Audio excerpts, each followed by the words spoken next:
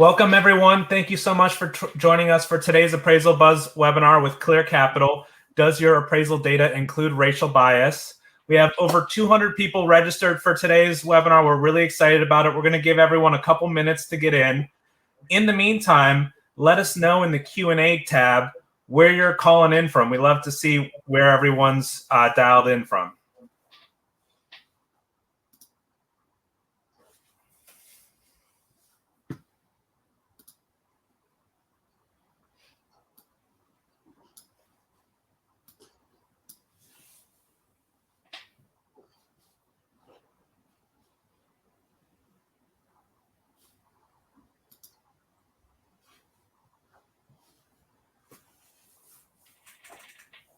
See somebody in Utah. Thank you for joining us.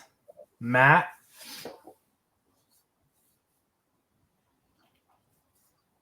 You'll be able to use the Q&A chat throughout the whole time to talk directly to the presenters. We have Greg in Michigan, Emily in California, Kelly in Arizona. It's coming in fast now. Juan in DC, Irmar in Delaware.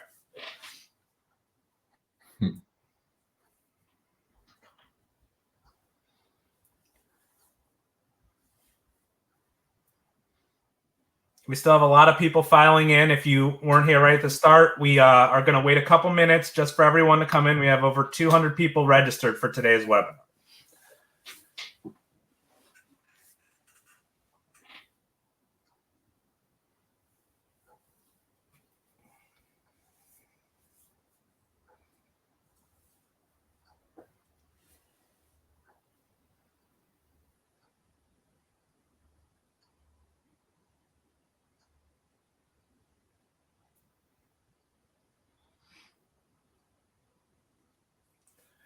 Welcome, and thank you all for joining us for today's webinar with the Appraisal Buzz and Clear Capital. Does your appraisal data include racial bias? Our presenters today are Chen, John Brenan, Jillian White, and Jessica Brown. Kenon, I'll pass it over to you. Thanks so much, and welcome everyone. Thanks so much for joining this webinar. It's definitely one that's a topic of passion for myself, and I can speak for the panelists and say that these are folks that have really been diving into this topic, and this is going to be a really great discussion today. You know, as we've been prepping for this discussion, it's been amazing to see, you know, the different perspectives, but also, you know, the expertise that these panelists have been bringing to this subject, and really approaching it from all angles. So we hope that you enjoy it today, and that we're able to dig a little bit deeper into this topic. Does your appraisal data include racial bias? One of the things that we talked about was, obviously there's a lot going on with discussions in the industry right now, and in the media around this topic. What we really wanted to do was maybe take a little different perspective on it and dig into what are some of the more, you know, in-depth sort of practical ways to approach this topic from the standpoint of data. And so for our agenda today, we're going to be covering a few different areas. Number one, you know, how do you analyze your data? John's going to walk us through a case study and really look at how to step through the data itself as part of the appraisal process. And then Jillian's going to dive into the idea of measuring appraisal bias. What are some ways you can approach even trying to quantify it if it exists?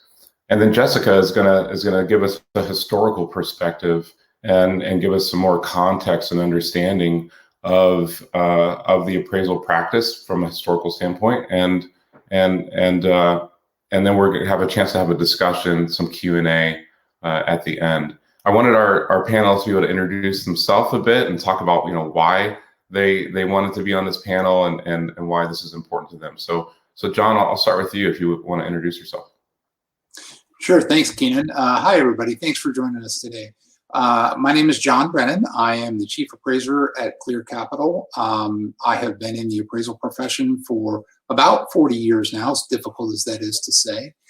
And I think it's important for us as a profession to be aware of this issue and look at potential bias and discrimination issues so that we can answer it for those looking in externally and be able to talk about what we're doing to try to solve this problem.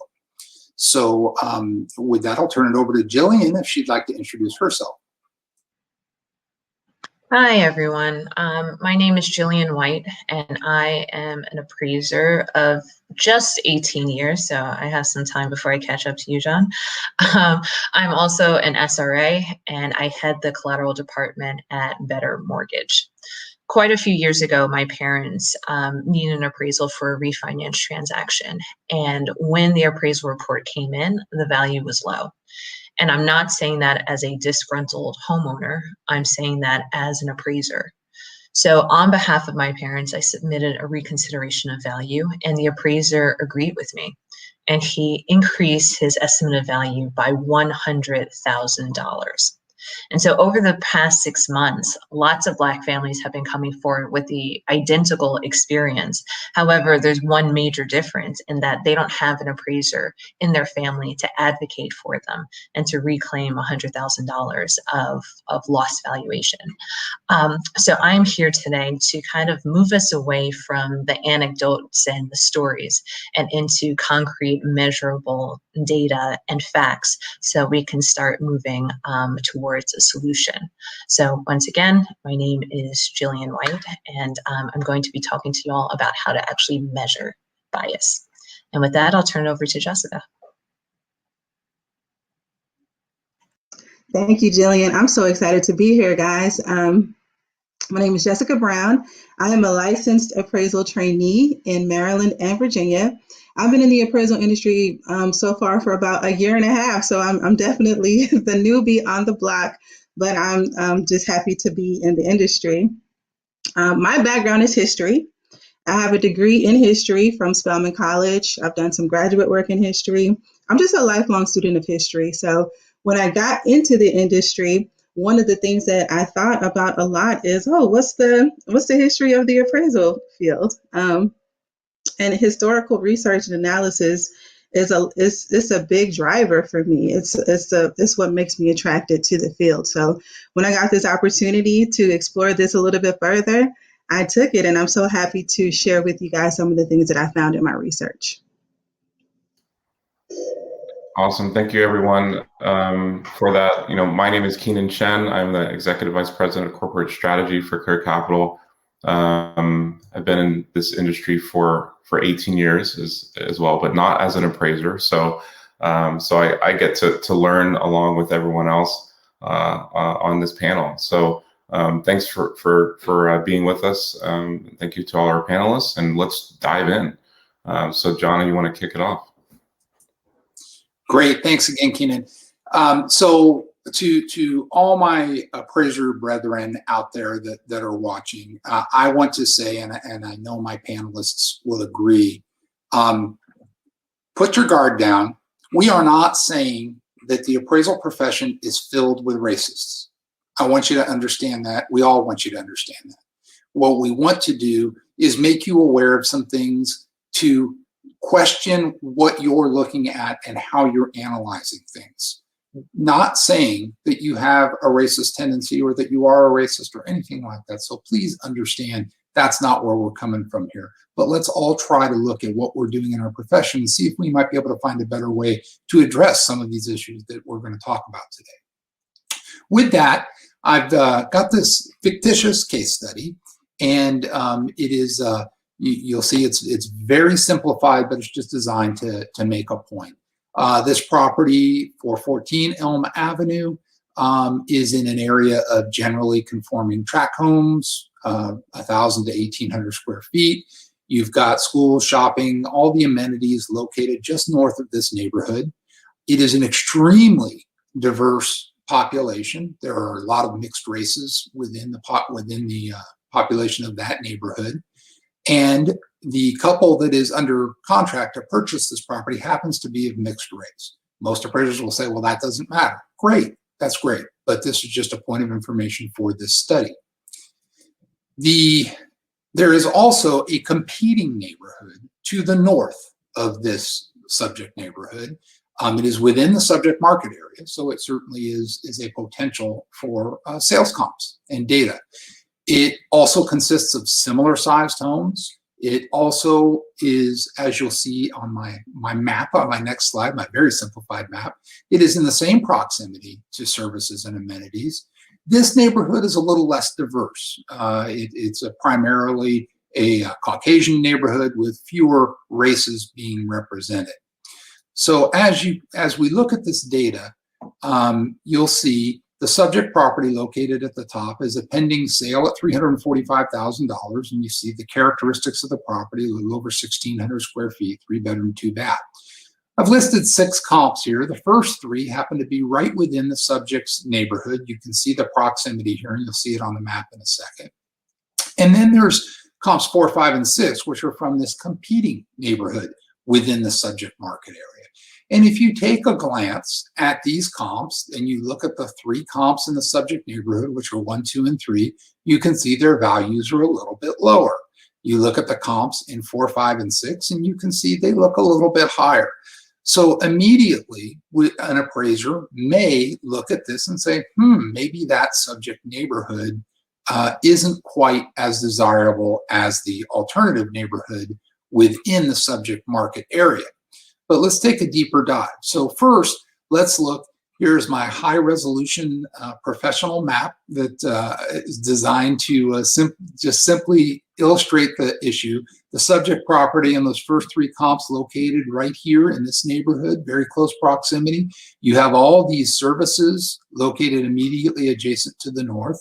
And then adjacent to that, you have this competing neighborhood where comps 4, 5, and 6 are from. You can see equal distance to the services and proximity to parks, schools, shopping, etc. So let's take a little bit deeper dive on those sales. Before we do that, the appraiser, based on looking at those sales, may very well say, okay, based on looking at the map, looking at what I saw on that first slide with those 6 comps, that's kind of what I thought. That neighborhood is a little bit superior to the subjects, and that's what I had suspected. And look, I'm able to document that by looking at those sales. They were higher priced than the ones in the immediate subject neighborhood. The question is that really the case? So as we look at this, in the subject market area, you've got the 2 neighborhoods, comp 3 in the subject neighborhood, comp 4 in the alternative neighborhood in the subject market area. You see that in a very similar date of sale, very similar sale prices, very similar homes. If you look at that as an analysis, you can, although you're certainly not going to look at 2 sales and make a judgment, you can certainly see an argument to be made that that neighborhood is not superior. That based on these 2 sales, at least, you could make an argument that this neighborhood is extremely similar to the 2 neighborhoods, because the prices are the same for the same type of house. Very little difference there. Let's continue to look at this, and let's say comp 2, which is from the subject neighborhood, and comp 5 from the alternative one. If you compare these 2 houses, yes, comp 2 sold for $325,000 back in March of this year. Comp 5 in the alternative neighborhood sold for a little bit higher price, same time, but if you look at the characteristics, you see that the comp in the subject neighborhood was actually about 300 square feet smaller and had 1.5 baths versus 2, which could potentially account for this difference between 325 and 340 in those sale prices. So again, a potential indicator saying that if you adjusted this for its size and its room count and maybe any other features, a slightly smaller lot size, maybe that neighborhood to the north is not superior like we originally thought. If you then look at the subject sale, you say, okay, it's pending at 345, 1,600 square feet, etc. You go and look at comp 6, which is a very similar sized home. It did sell for quite a bit more. Of course, we don't know what other features are here. There's a whole litany of things that could be involved. But if you look at this, you might say, well, maybe that neighborhood is superior. Maybe it's not. We really can't tell from that. But we can tell one thing, that the sale price of $345 doesn't seem to be out of the range within the subject market value. People are paying this price. We have a confirmed sale, very recent sale that would show that. So that at the very least, might set an upper indicator of market value, if nothing else. So then we say, based on what we're looking at, is that neighborhood actually superior? Or is it possible that they're really similar, but the appraiser didn't recognize a value trend? And I think that most of us in the appraisal business over the last year or two certainly know that increasing value trends are something we see in a lot of markets, and of course we've all seen the stories about crazy overheated markets. So let's take a little bit closer look at that. You've got the subject property neighborhood, both comp 2 and 3. You've got one that sold for $325, one that sold for $330. The $325 is much more recent. It's almost 4 months, or January, February, March, and it is considerably smaller and only 1.5 baths. So when you look at the fact that it's still less than the 330,000, when you account for size and you account for the differences like the bath count and the lot size, it's certainly possible that what you're seeing here is not a distinction in value based on location, because they're in the same subject neighborhood, but that there is an increasing value trend. By the time you adjusted this up for the comp 3's features, it could be 340, 350, maybe somewhere in that ballpark. So what's the moral here? The moral of the story is, we as appraisers are required to comply with the Uniform Standards of Professional Appraisal Practice, USPAP, which includes in the ethics rule the requirement to be independent, impartial, and objective, and to perform assignments without bias. And we really do our best to do that. But even so, we may have some predetermined notions, like when we first looked at those sales, that neighborhood to the north, it might be superior. We're seeing some higher values there. If we go in with that mindset, it's easier to confirm what we were thinking than maybe really take a deep dive and look at things like the value trends. In this example, the increasing value trend, and that might have accounted for the difference. So with that, I am going to turn it over to my friend Jillian White to talk about measuring appraisal bias. Hi again, everyone. Okay, so let's get started. So the first thing I want to say is that if all things are equitable, then the data should reveal absolutely no trends. And so this is an opportunity for everybody to take a look at their data and see what comes up.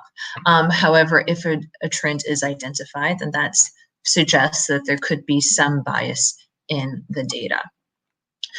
So to start, it is very important to define your terms. Basic commentary such as black neighborhood, white neighborhood, or even the identity of the homeowner actually can be very nuanced and have an impact on your data. So if you are defining neighborhoods by racial composition, what is that racial composition? Is it 51% Black or is it 85% Black?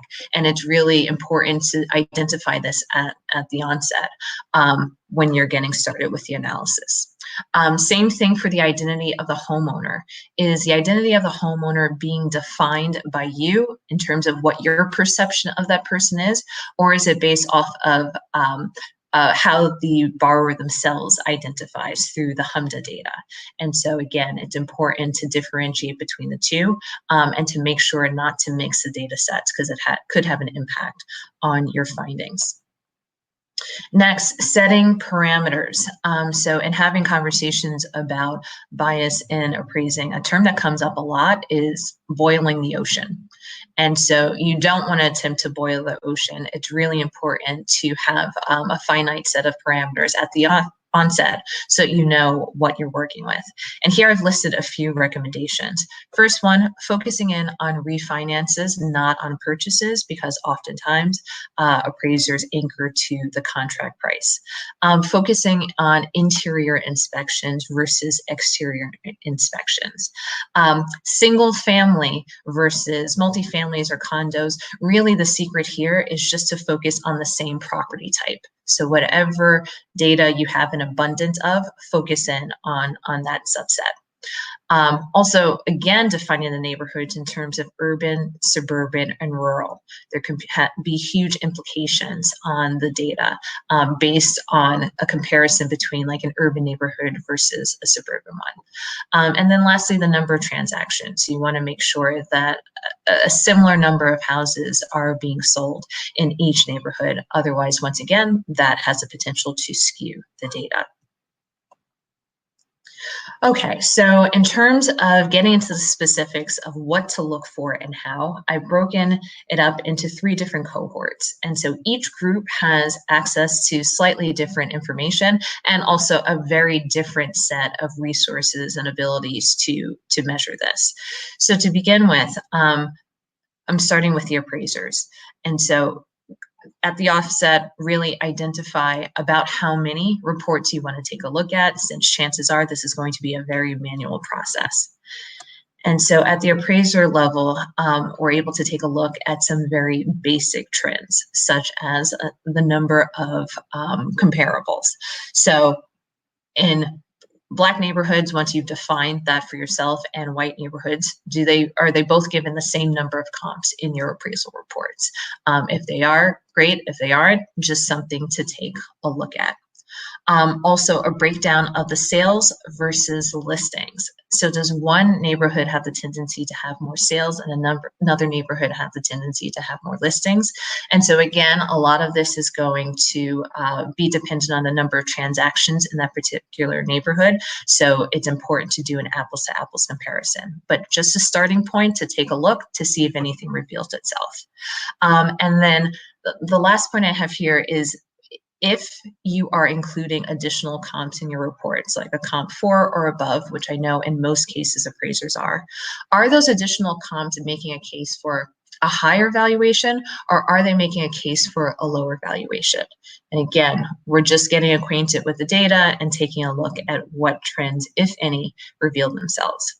Now, at the AMC level, AMCs have access to a bit more data, or a lot more data, and can take a look at macro trends, such as the distance of the comparables. So again, if neighborhoods were to be divided between white neighborhoods and Black neighborhoods, what is the average distance of the comps? Is it equivalent, or is there a trend that begins to appear? Secondly, what is the sale date of the comps? Are certain areas getting more dated comps and other neighborhoods getting more recent comps? And again, it's very important to make sure the neighborhoods that you're comparing have the same number of sales taking place. Otherwise, you will not be measuring for bias, but just the number of transactions in the neighborhood.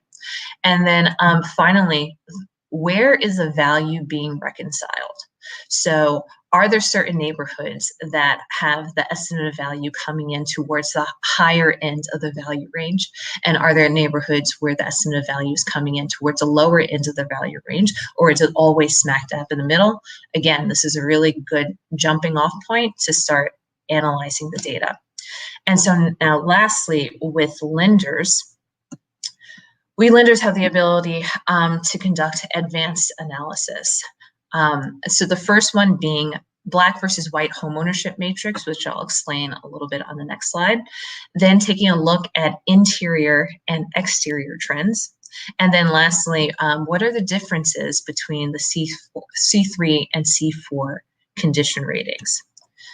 So first, starting with the homeownership matrix, it takes a look at 2 things: the racial composition of the neighborhood, but also the racial composition of the inhabitants, and mixes and matches them. So you have Black homeowners in Black neighborhoods, white homeowners in white neighborhoods, and then a mix match of the 2. And so this breaks the data into 4 different quadrants. And so the data within each quadrant might highlight a different trend, which could speak to different external factors that are driving forces behind any trends that do make themselves apparent. Next is to run that home ownership matrix, but now taking a look at interior appraisals completed versus exterior appraisals completed, and doing an analysis there and seeing if any new trends reveal themselves, looking at each of these 4 quadrants. And then lastly is a C3 versus C4 condition rating. This one is extremely manual and labor intensive, but what it measures for is who is given the benefit of the doubt. So I remember when I was appraising, most of the time it was a very clear delineation between C3 and C4. But every once in a while, there were some properties that were right on the cusp. And it was up to my discretion to determine if I was going to go with the C3 or the C4. Teasing out some of the photographs from these reports and then having a second set of eyes attach a C3 or C4 condition rating has opportunity to reveal, are there any sort of trends? Do certain neighborhoods get more C3 condition ratings when it's on the cusp versus other neighborhoods that have the tendency to get a C4 condition rating when it's right on the cusp? So that actually concludes my presentation. This was a very rapid fire, high level kind of jumping off point in terms of actually delving into the data and trying to pinpoint something that is very nuanced and subtle. So if you decide to take a look at your data and run the analysis and you care to share your findings, I would absolutely love to see what your data revealed. And so you can email me at Jillian@better.com. And now, Jessica, I turn it over to you. Thank you so much, Jillian. That was great. Now we are going to dive right in. Racial bias and appraisal, a historical perspective. And before we get started, I want all of us to keep in mind a few things. These are all my views, okay? I'm not representing anyone, I'm representing myself, and this is based off of my own research and analysis, which I encourage all of us to do as appraisers. And this is not comprehensive. I mean, this issue is very complex, very nuanced, and it varies across time and space. So I had a really hard time trying to decide what I was going to include. So this is my best effort. And a lot more research is needed. A lot more research is needed. Because we all know that it's illegal to consider race in an appraisal. Right there in the 1004, it says, race and racial composition of the neighborhood are not appraisal factors. It's written in bold letters, one of the only sentences on the whole form that's written in bold. But what I wanted to know is, how exactly was race considered in appraisal before it became illegal? How did it show up in an actual appraisal report? What type of adjustments were made? That's what I was most interested in from this perspective. And I mean, spoiler alert, I'm still looking for answers, guys. Okay, but this is what I learned from the research that I was able to do. So about every week or every other week, I get bombarded with articles from my friends, family, colleagues about specific examples of alleged appraisal bias. And I always read them. I find them fascinating. And my very first question every time is, how can I get a copy of these reports? Okay, I want to see them for myself. And but I mean, that never happens. That never ever happens. And just to the powers that be that are watching this, if you have the ability to show us these reports in these articles, please do, because I know I'm not the only one interested in kind of comparing them for myself. But what I found as we discuss these articles in the different appraiser forums that I'm involved in, there is a lot of pushback, like John mentioned before. And a lot of people think it's just, false information, the media trying to push a certain agenda, or it'll be something like, oh, this is a one-off, this is anecdotal, this one bad apple doesn't spoil a bunch. But what I would encourage all of us to do is to think of it as more like qualitative data. I mean, this is observable data that is worthy of a deeper dive into underlying reasons and motivations and opinions that would affect even one appraiser to have an opinion of value that is so off the mark. And we as appraisers, as appraisal professionals, should take this very seriously. And why is that? 2 words: public trust. Okay? Public trust is the foundation of our industry. The very first sentence in the preamble of the USPAP says, the purpose of the USPAP is to promote and maintain a high level of public trust in appraisal practice. And if a segment of the public is lacking trust in the appraisal profession, that's a huge issue. And that is one that we as appraisal professionals should want to understand and address. So the best way, or my preferred way to think about this, because it's a lot to think about, I tend to think of it on a macro level from a structural racism perspective. And I provided a definition here from the Aspen Institute, as opposed to individual racism, which is really by an individual. Structural, or systemic racism is really about social and economic and political systems, public policies, laws, institutional practices, all of these things reinforcing the ways that specific racial groups will experience inequity. And so I want to know what public policies, what laws do we have on the books that directly discriminate against minorities and affect property values? And how are they still affecting these neighborhoods today? And what laws and policies can we put in place that would be restorative? So there are several methods of legal devaluation. I'm choosing to discuss one in the interest of time, but there are many more. And the one that I'm discussing today is called redlining. This is a discriminatory practice of denying financial services to residents of a certain neighborhood.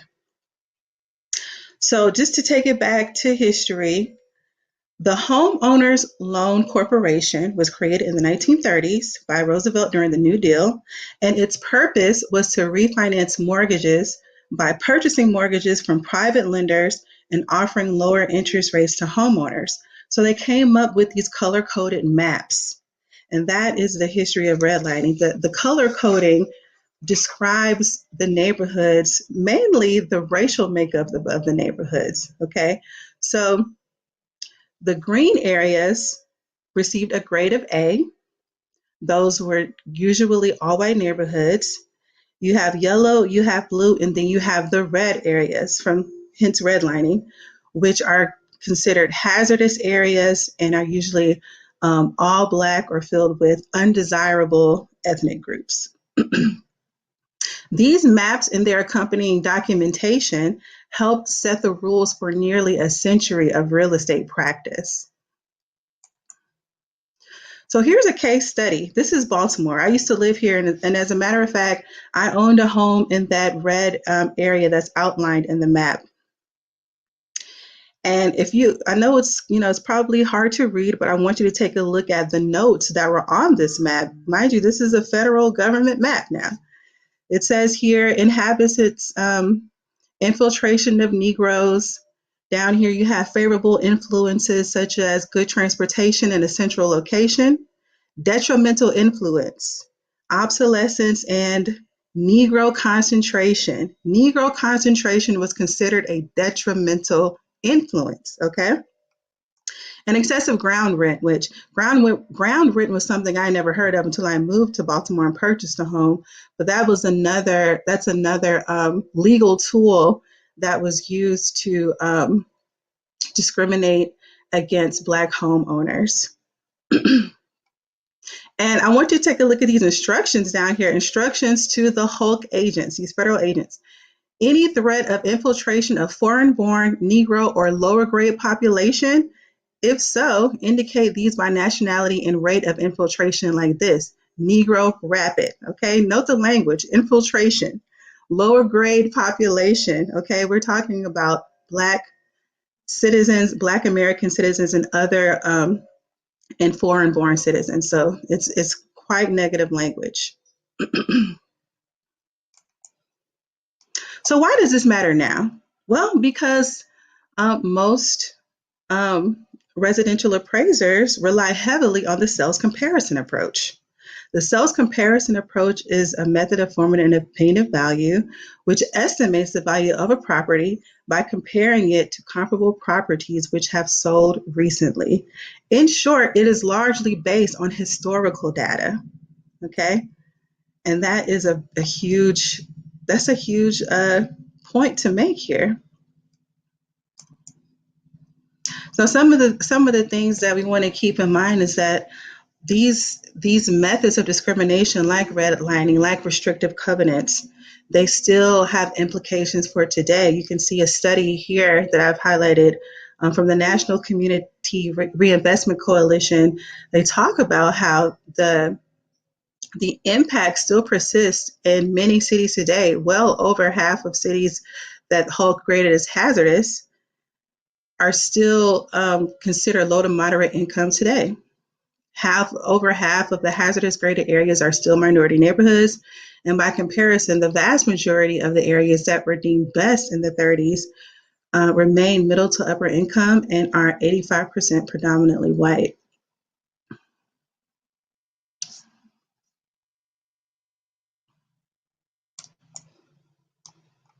So I put together a timeline to equity for all here, just to kind of give us an idea of where we've come from and where we're headed. So of course, 1866, you got kind of the beginnings of America. You got the 13th, 14th, and 15th Amendment, which abolished slavery. It is kind of trying to define citizenship and kind of outlining what voting rights could look like in this country.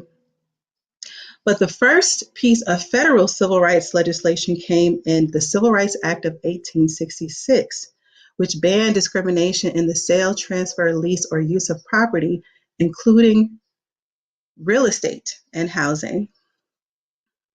Then, about 100 years later, you got the Civil Rights Act of 1968, which included the Fair Housing Act. And this came about a week after the assassination of Dr. Martin Luther King Jr. And what made it different, or one of the big reasons why it's different from the Act of 1866 is that this now provided some enforcement power to the federal government when it comes to discrimination in housing. And it also made violence to prevent neighborhood integration, which was a big problem. It made it a federal crime. Then in 1988, we have a set of amendments to the Fair Housing Act, and this is one of the first times appraisal is actually mentioned in the act. So it made discriminating in the selling, brokering, or appraising of residential property illegal on a federal level. This happened in 1988. And what's happening now, 2021 and beyond? Well, there's a lot of activity happening right now on a state and federal level to address bias and discrimination in valuation. So we're back to the question, does your appraisal data include racial bias? The answer is it possibly could. Okay, it possibly could. And it really is, it depends. If your neighborhood data is rooted in redlining, restrictive covenants, other legal discriminatory practices of yesteryear, then that can and probably will be influencing your values today, especially if you're comparing a redline neighborhood to one that does not have that history. And I find in conversations like these, you often have to say like what you're not saying, which is it's not the only factor. It's not the only factor that affects property values in these neighborhoods, but it is a factor worth considering. So here's a few examples of current legislation that are on the table right now. We have the Real Estate Valuation Fairness and Improvement Act of 2021.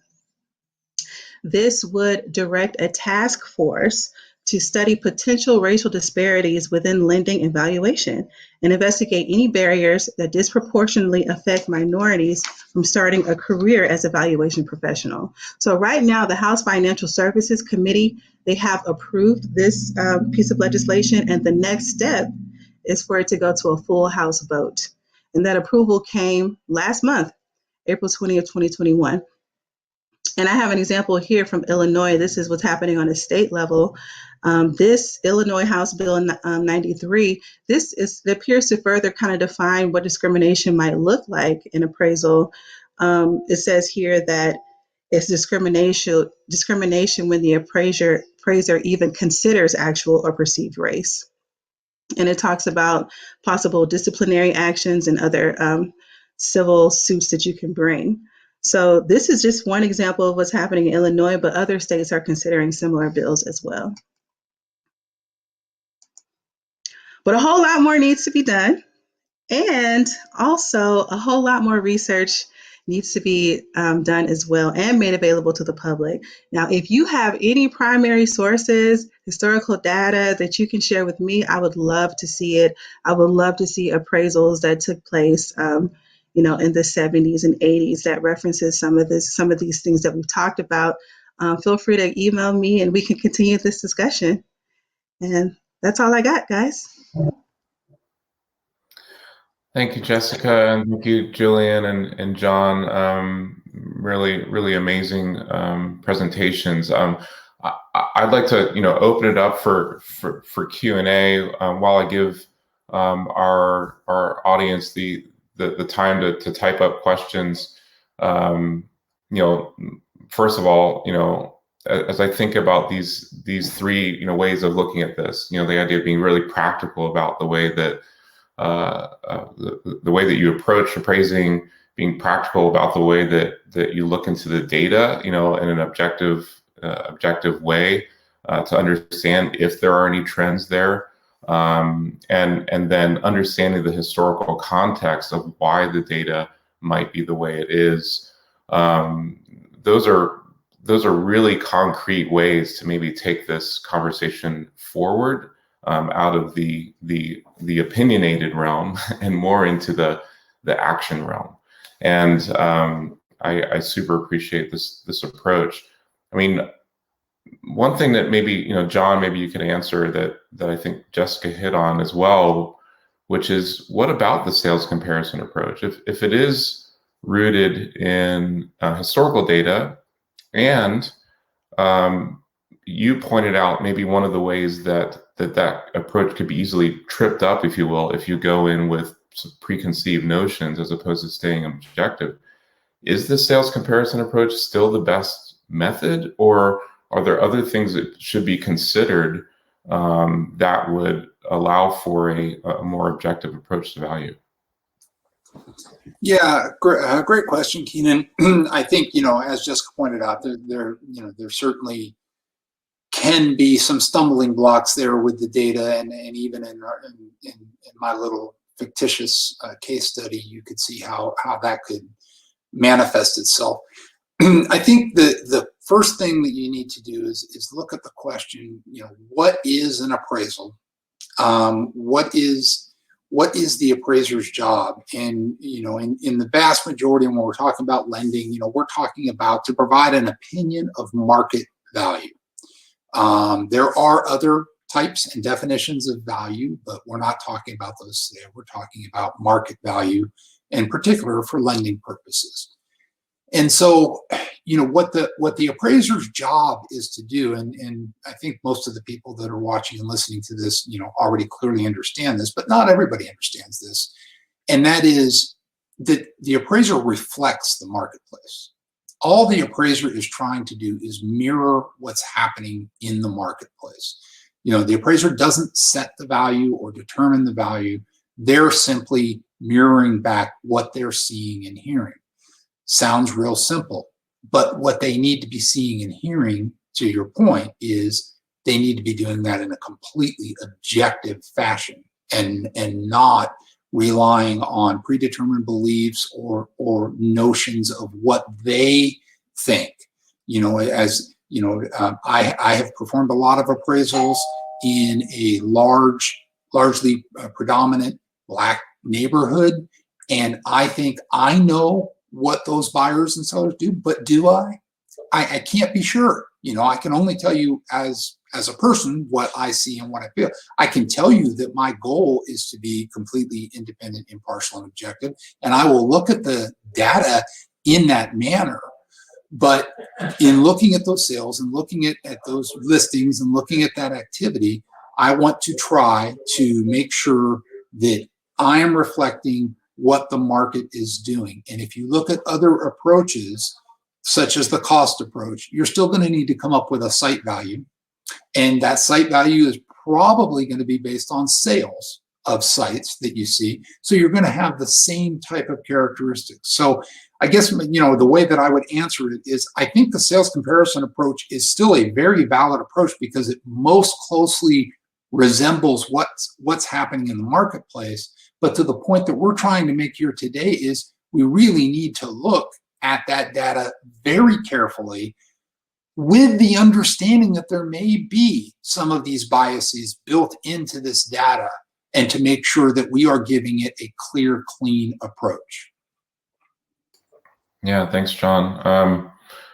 Jillian, as I was listening to your presentation and you're really, going through the approach to look at the data, a couple things jumped out. Number one is, why did you decide in terms of terms to just be, black and white? And then how do you, and I think someone here asked the question as well, thanks, Lee, on what percentage white makes a neighborhood be labeled white, or what percentage black makes a neighborhood be labeled black? How do you look at that, and why do you just pick those two terms?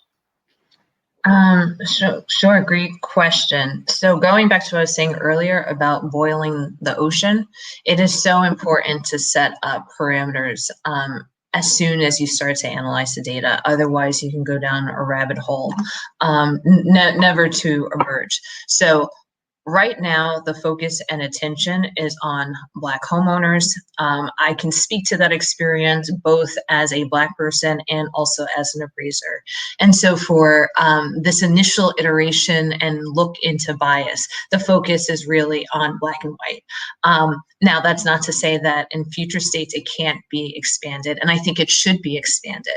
But as a starting point, as a jumping off point, and really trying to be finite so that something can come out of these analyses and studies, I just started with Black and white. And now to Lee's question about what defines a Black neighborhood versus a white neighborhood. Excellent question. There is no concrete answer for that. So in the analysis, it is really important to highlight it. And so I've read different studies and reports. Some identify it like a majority white neighborhood as 51% of the inhabitants being white. Others use a threshold of 85%. There are probably others still that use some threshold in between.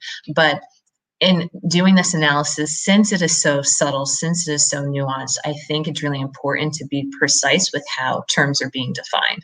So it's up to whoever is doing the analysis to make that determination and say at the beginning, okay, here is how we are identifying the racial composition of the neighborhoods. Here are the percentage thresholds. But as far as I know, there is no standardized definition for that. Yeah, thanks, Jillian. A few different questions have come in around how an appraiser should consider these things in their analysis. Obviously, if you start considering race or maybe in the historical context of a neighborhood, you're getting kind of right back into the trap of thinking about factors that really shouldn't be part of the appraisal process. But Jessica, if I'm understanding what you're saying, you're not necessarily talking about race being considered. You're talking about understanding policies and things that might have had an influence on value outside of the normal market factors, as John was talking about. Is that kind of your point around redlining? That's exactly my point. And when we talk about housing and real estate, it gets really personal. It gets really personal when you talk about a neighborhood and you talk about um, getting a loan to buy a house. I mean, my grandparents were one of the first Black families when they moved into their home in Chicago. And within a few years, the whole neighborhood had turned into an all Black neighborhood. Okay, and of course, along with that comes property values, and what does that look like? So I think when we are talking about racial bias and appraisal, we have to think about how our laws and public policies have affected our neighborhoods as well as our communities and our grandparents, us, and how it's going to continue to affect all of us. So it's a lot to think about from an appraiser's perspective. After doing this research, I mean, my next question is, where do we go from here? And since we're talking about policy, my next step is to think about what policies are happening right now. If we are, if we are analyzing the market, I do think it's worth knowing the history of the market and the public policies that have affected it. That's good.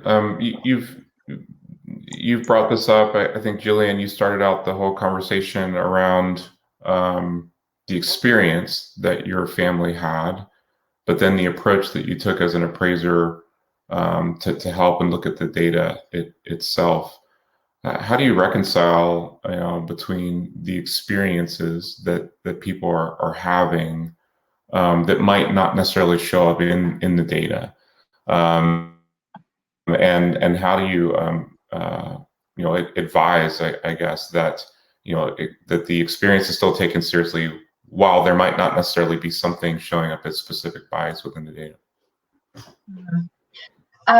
Kenon, I think that is the question. I continue to try to reconcile it because as a lender, I'm looking at this from a risk perspective. However, as a Black person who's experienced it, I'm looking at it from the frustration, the disappointment. Also, there's a lot of talk of Black families erasing themselves from their homes. I have gone through that exercise. I know firsthand how painful it is.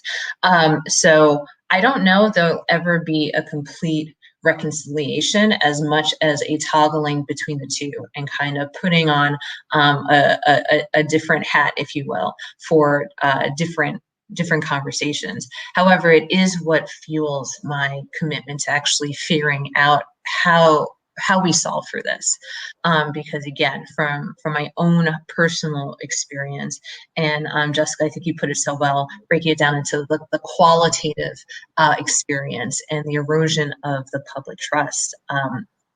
We have to start attaching numbers to this, and only when we attach numbers to it can there be really policy changes and procedural changes and measure the size and the scope and the scale and really move towards solutioning. And I think maybe at that point in time, that's when the reconciliation will come. But right now, I do feel very much so pulled in opposing directions. Yeah, speaking of solutioning, there's quite a few questions coming in around practical steps that could be taken, more solution focus. One of the questions is around increased diversity. Is there increased diversity into the profession, into the appraisal profession that would help? And specifically, Clear Capital, is there anything Clear Capital is doing or Better is doing around increased diversity in both appraiser panels as well as AMCs? John or Jillian, you can start on that. Well, Jillian, if you don't mind, I'll jump in first, and if you want to afterwards. Great question. And absolutely, there are efforts to increase the diversity in the appraisal profession. It is sorely needed. If you look at the makeup of the appraiser population, it is not reflective of the general population. It is, as Me and some of my cohorts have said there's a lot of us that are male, pale, and stale. We need to change that. We need to make sure that there are perspectives from a very diverse group, including Black appraisers, including appraisers of other races. Will that solve the problem? You know, appraisers are supposed to be independent, impartial, and objective. So just by virtue of having more race, is that automatically going to solve the problem? Probably not, but will it help in making sure that those perspectives that I alluded to earlier, that, you know, I think I understand it, but how do I know? I think I understand what the market forces are, but I don't know. So I think, to answer the question, absolutely. For example, what we're doing at Clear Capital is we are embarking on the new practical applications of real estate appraisal simulated training. And we are going to try to partner and focus with groups like HBCUs, with primarily minority-based appraiser associations and groups. We want to use this as an opportunity to allow a more diverse group come in to either A, work for our company directly, B, be on our panel of approved appraisers, or C, if they don't want to work for us or be on our panel, have the opportunity to give them the experience to go into the profession in the area that they want to. So absolutely crucial. Jillian, anything you wanted to add there? Yeah, at Better, we're taking a look at this as well. I think I can't think of any situation where diversifying the appraiser population would hurt. I can certainly see it moving things forward, because each of us come with our set of biases, unconscious or conscious, and so having different perspectives kind of compensate for that, and having a blended view of the world, I think, will just make appraisers as a whole much more powerful. And so what we're doing specifically at Better is rolling out a trainee program where we are going to be recruiting for trainees with an emphasis on diversity, and providing them with their qualifying education courses. In addition to that, pairing them up with the supervisory appraiser, because I know for many appraisers out there, and this is certainly my case, finding that supervisor is incredibly difficult unless you already know somebody who's in the business. And when I started, I can't tell you how many times people asked me, who in your family is an appraiser? I didn't have a family connect. And as a result of it, I almost wasn't able to rig into the industry. So we're going to be bypassing that for these trainees who enter into it, and pairing them up with supervisors directly to make sure that whatever diversity comes into the pipeline actually stays in the pipeline, and these people have the opportunity to get their experience hours and go on to become licensed or certified and serve the community, because we think it just makes sense that appraisers look like the communities that they are serving. Yeah, I mean, Jessica, you've gone through this process of being a trainee and coming into it, more recently. Any helpful ideas from your standpoint in terms of what would increase diversity in the appraisal profession? And then I've got a quick follow-up question for you from someone too. Well, I'm so glad that you asked, because I am a benefactor of a really great program that Fannie Mae created and is now partnered with the Appraisal Institute, called the Appraisal Diversity Initiative. I was definitely knocking on doors trying to find a supervisor, but it wasn't until this program that I was able to be connected with mentors and just experts in the industry. And I also won a scholarship to pursue my coursework. And so the Appraisal Diversity Initiative, you can find out more about it on the Appraisal Institute website, as well as Fannie Mae. They just came out with a new crop of participants just a few weeks ago. So I am super excited about this program. And I think they're doing it on a quarterly basis, where they are matching prospective trainees with mentors. So they're not like your technical supervisor, but they are experts in the appraisal industry that can help guide people like me to the right resources so that we can become experts in appraisal. Very cool. And I'm happy to say that Clear Capital just became a sponsor of that program. So yeah, we're super excited about seeing the results of that. So thanks, Jessica, for your story on that. To take us home. So thanks. There's an overwhelming number of questions that have come in. So I really appreciate everyone responding. But I just want to, maybe finish out with one last question here, and maybe for all of you. There's some confusion around whether the ask here specifically for appraisers is to look at to consider race and they're doing their analysis, or are you asking to look back on work that's already been done to just make sure that there's no trends, within the data? Like, how do people understand, what's happened in the data in a way that lets them be more objective in the future without, without race being considered as part of their future assignments? So I'll maybe Jillian, why don't you start? Yeah, I can start with that. I think information is key. The trends in the past data are the trends in the past data. And so either you'll be at the affect of it, or if you have an awareness of it, like, oh, when I enter into these types of neighborhoods, I have the tendency to use fewer comps. Now, being empowered with that information, you have choice in the matter and can make a different decision versus having it just happen to you. So in terms of my specific ask, it's to take a look at what your tendencies are as an appraiser. We all have a style and a way of going about doing things, but now analyzing it and seeing what they are, and then you have insight into what the possible impact is. And you can choose to continue exactly as you were, or now you would have the opportunity to make a different choice. So that's what my specific ask would be. My specific John? ask would, I'm sorry. Mm-hmm. Yeah, no, go ahead, Jessica. Yeah. My specific ask would be to interrogate this question of public trust. I think when I think about my presentation overall and the questions that I have about appraisal, they all go back to public trust. And if a segment of the population, of the public, is distrustful of the appraisal industry, what can we as appraisal professionals do to address that? And so for me, I like to look at things through a historical perspective to get a sense of what happened, how did it happen, how is it still happening today? That's what I do. But I encourage all of us who are in this industry to do something to address this issue of public trust.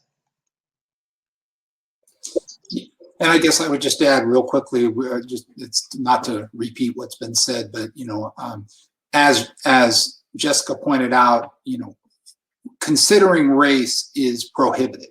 We're not talking about making decisions based on race, but what we're talking about, just as Jillian said, is taking a close look at that data and understanding what that data may have been compromised from in terms of any of those policies that were left over that we've been talking about. So it's not about taking race into consideration in your value. It's about looking at your data and understanding what that data may say.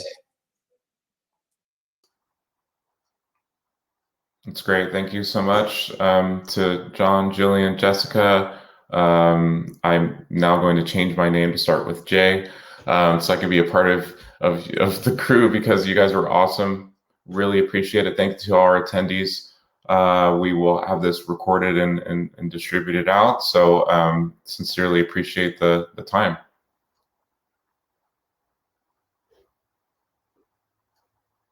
Thank you all for joining us. You'll just see that a survey was posted from Clear Capital. Make sure to take a couple minutes to fill that out.